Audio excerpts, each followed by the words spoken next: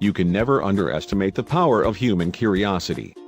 Without the work of brave explorers, there's a chance many places on Earth would remain undiscovered to this very day. When on July 11, 1897, Salomon Andrée, a Swedish balloonist and engineer, set off with two men to explore the North Pole in a hot air balloon named the Örnen, or Eagle, there were high expectations from many of the country's elite.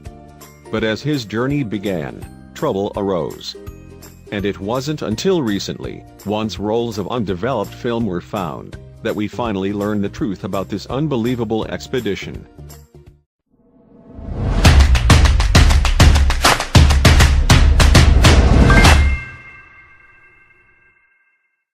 If not for the hard work of numerous brave explorers, many places on the planet would likely remain a mystery. One such place is the North Pole. In 1897, a Swedish engineer and balloonist named Salomon Andrée announced plans to head to the Great White North to see what was hiding up there.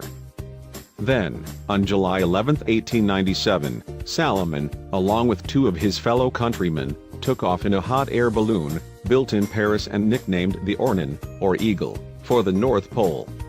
There was also a great deal of pressure from the Swedish government, who backed the project, and Alfred Nobel, founder of the Nobel Prize. Much to the crew's fright, it seemed as though the mission was doomed from takeoff. After making it partially through their journey, something went wrong.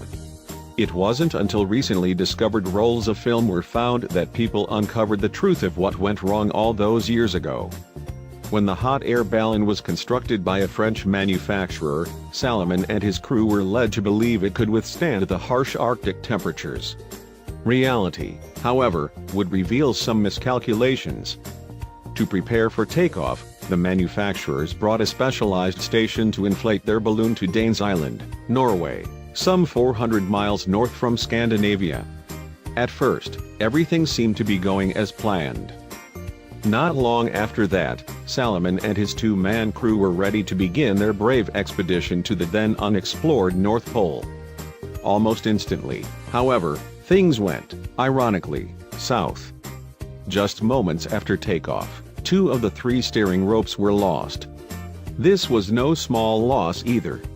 In addition to being helpful for steering, they also weighed upwards of 1,000 pounds, and the sheer weight change caused the balloon to rise much higher than was previously anticipated.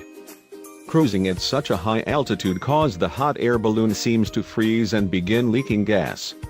It's unknown why Salomon, a balloonist, physicist, and engineer, didn't decide to call the expedition right there. Instead, the doomed group continued on to the North Pole. It has long been assumed that Salomon chose not to turn around for fear of being seen as a failure by those who expected so much from him on his expedition.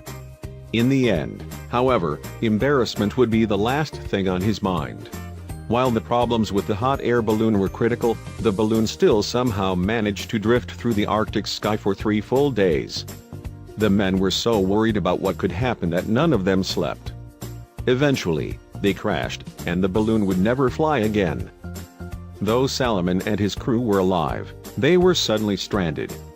Unfortunately for those three men, they were a long way from home, and they were trapped in one of the most unforgiving environments on Earth. Fortunately, their hot air balloon was equipped with an emergency survival kit, without which they would have likely succumbed to the Arctic temperatures almost immediately. Amazingly, much of this was caught on film. Their emergency survival kit contained sleds, snowshoes, skis, guns, and even a small boat. Thanks to these supplies, it's estimated that the three men managed to survive in complete desolation for roughly 2 months. Furthermore, they knew of an emergency food depot some ways away, so they headed off in search of it. Luckily, in addition to donations of beer, port, and champagne courtesy of the trip's sponsors, they'd also brought along a large amount of food on the balloon. Before long, though, the weight of the supplies started to slow them down, and they were forced to ditch many of them. To compensate, the men decided to use the guns and other weapons to hunt for polar bears, seals, and even walruses. They hoped that hunting would be enough to sustain them on their long journey to safety.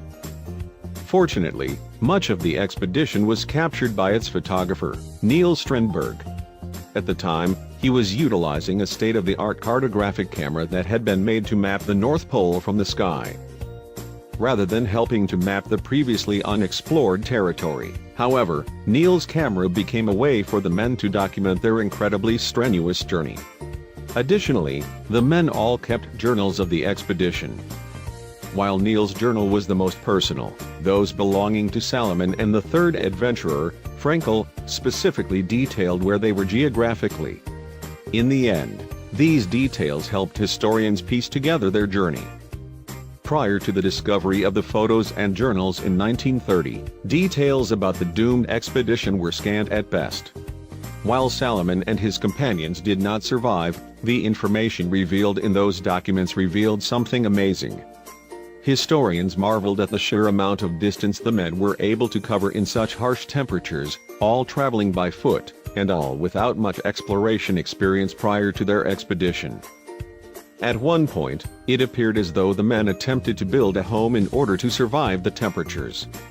The plan for their abode, which can be seen below, only lasted for a few days before collapsing once the ice beneath it cracked. Obviously, the three explorers never made it to the emergency food depot. Despite their valiant efforts, rescue was just too far away. Soon enough, all three had succumbed to the freezing temperatures. Impressively, even through all of their torturous experiences, each of the men remained in high spirits. During his last days, Salomon recounted in his journal, "With such comrades, one should be able to manage under, I may say, any circumstances." For a long time, no one knew what happened to the brave explorers.